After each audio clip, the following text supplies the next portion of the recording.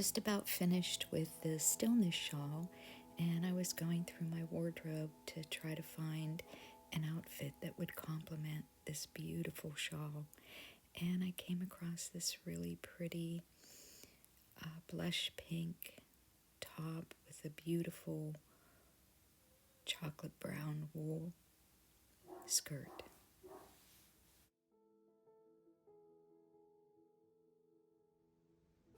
I spent some time yesterday working on this.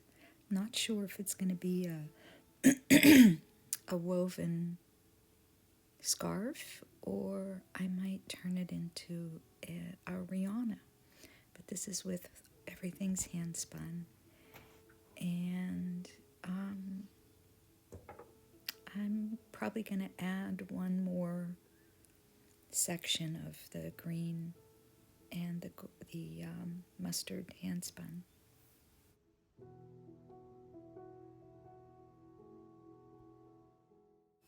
This is a commissioned piece for a gentleman that is opening up a studio in Pittsburgh, and he's renovating an old firehouse and going to have local artisans actually work and display their pieces. So it's fiber arts or metal work.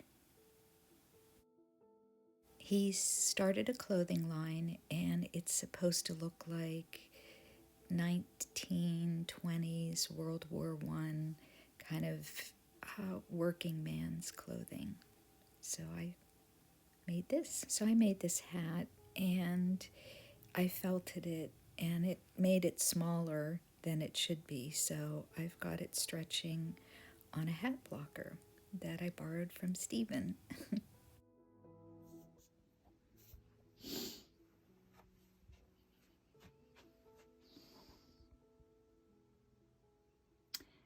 So I thought I'd show you around my sewing room.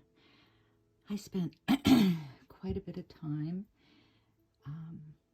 organizing my books in categories. I still have to go through and do it a little bit more because I have so many books.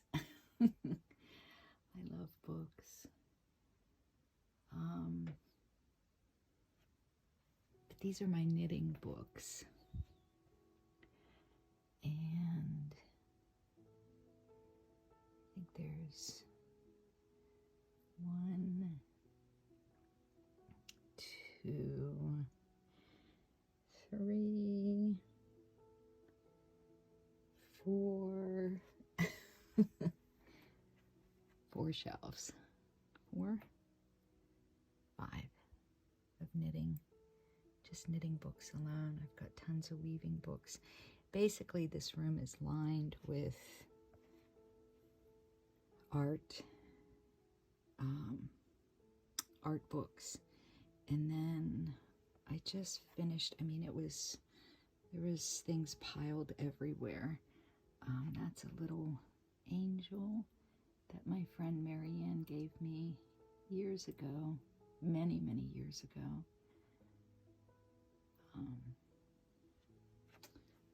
But there's my little sewing desk right here, and I get to look out over the driveway and the hills and the trees.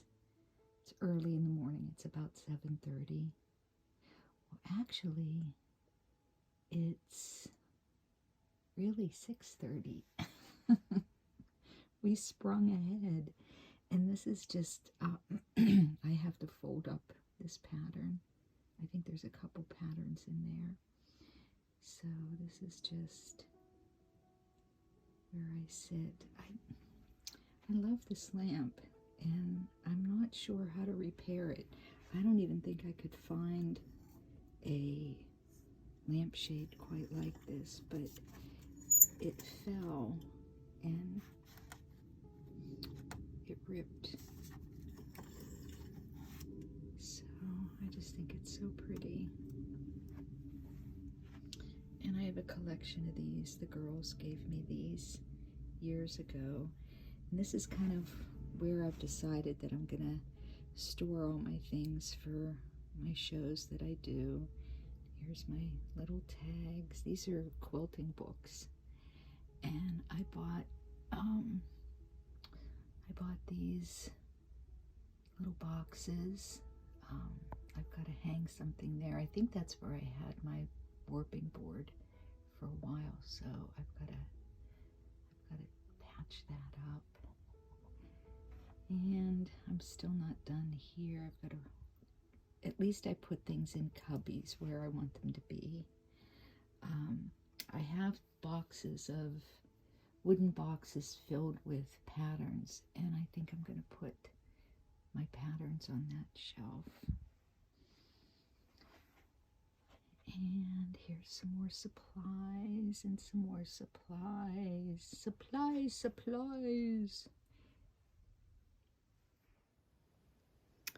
And this is upside down, but this is the fabric I'm going to use for the curtains. I already have the rods hung, so I'm just going to do a little poofy valance.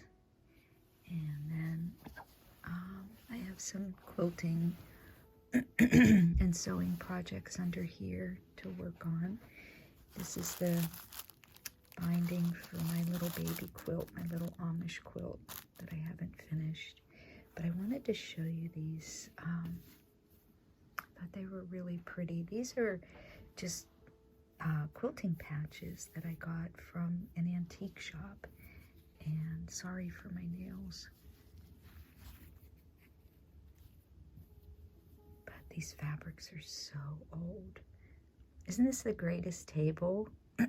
I got this in West Virginia. I hauled this home with me from a shop when I was staying in Bramwell. And it's got the white painted chairs. I want to repaint them, but I just love this metal top. And let's see. There's another one. I can't figure this out. I mean, I know it's woven, and I can't decide. I think that's woven in there, but the threads they're like finer than sewing thread. It's just beautiful. So I'm getting things organized in here the way I want them.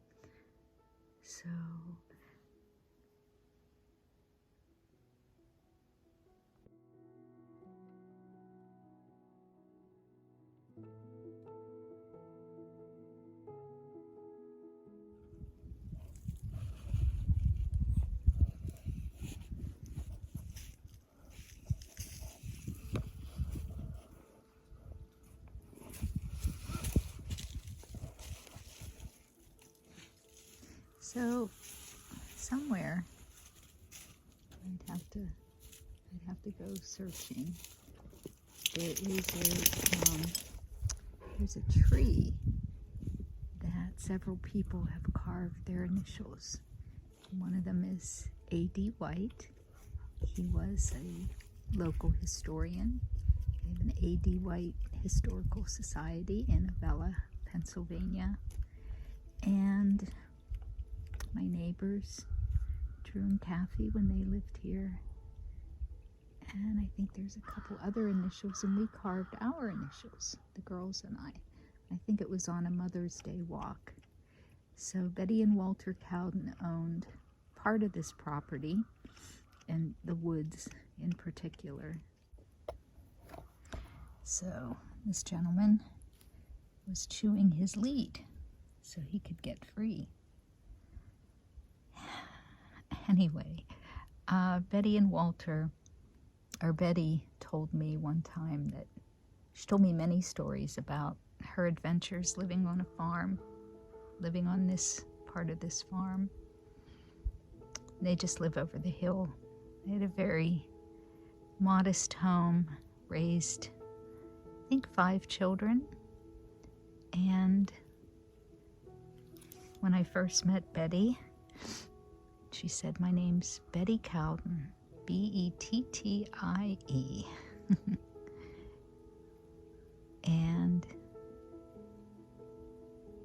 Walter, this was part of Walter's family farm. He was raised just down the road from the house that he raised his children in. He was a farmer, a dairy farmer, and a school bus driver. And he put 5 children through college. And I just remember going over there, and she always had some goodie. The girls loved her. One of the recipes I remember was a orange cookie recipe. Orange cookies with white icing. They were so good. So we spent many days over there, and they raised lambs, and I think they had some chickens. And she had the most beautiful peonies that lined her driveway. They were so pretty.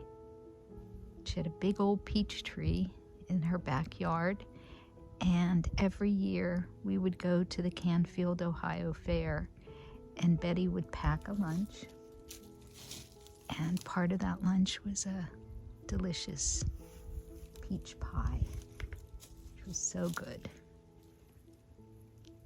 So Walter fell off his tractor. Getting off, I think he slipped. Betty would help him get up, and he didn't farm. He just would ride around. He'd come up and ride circles around the pastures here on this land. And I think he was getting off the tractor one day and slipped, and he broke his hip. And he ended up in the hospital and just didn't recover. And I think Betty lived a few years after that.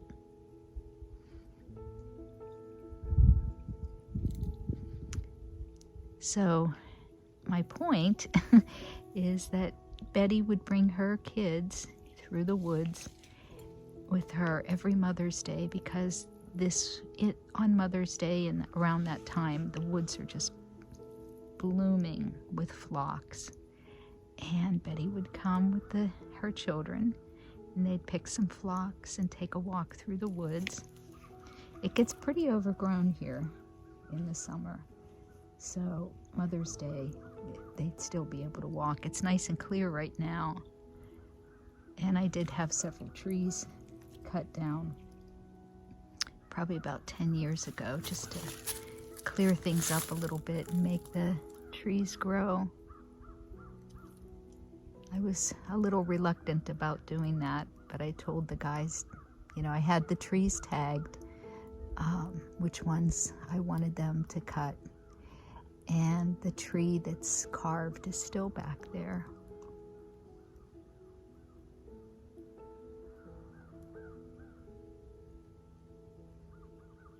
So it's a pretty special, magical place.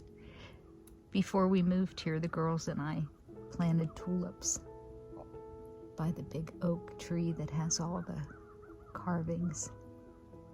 And unbeknownst to us, the deer ate all those bulbs.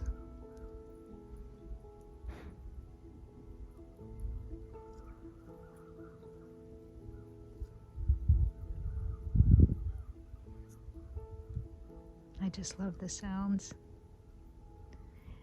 Sometimes when I'm sitting outside in the summer, you can hear the owls in the woods, turkeys. The deer are actually getting closer to my house than they ever have been before. And the other night, when I was out checking on the horses, it was dark. I heard the strangest screeching sound. I'd never heard it before. Didn't sound like that. But there's berries and ferns and phlox. Just all kinds of treasures in here.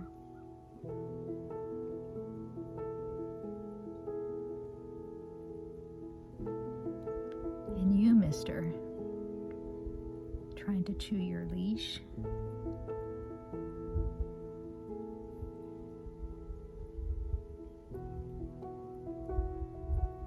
March 13th, 2021. A couple clouds in the sky.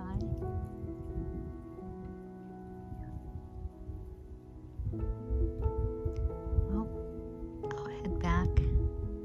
The farrier should be coming shortly. Bye for now.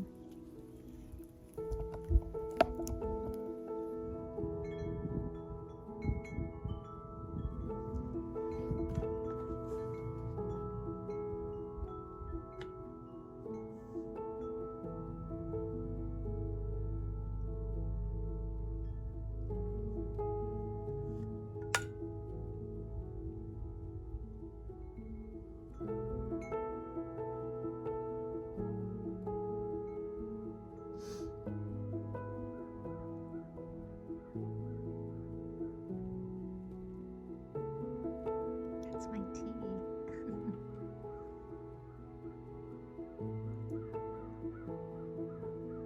These Yetis really keep it hot.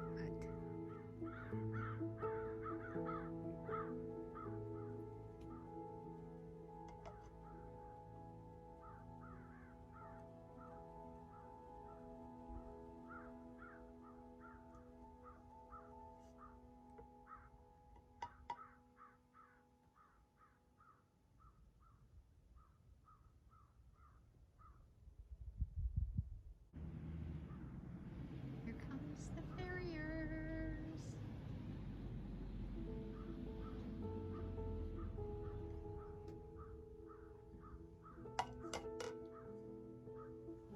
In case.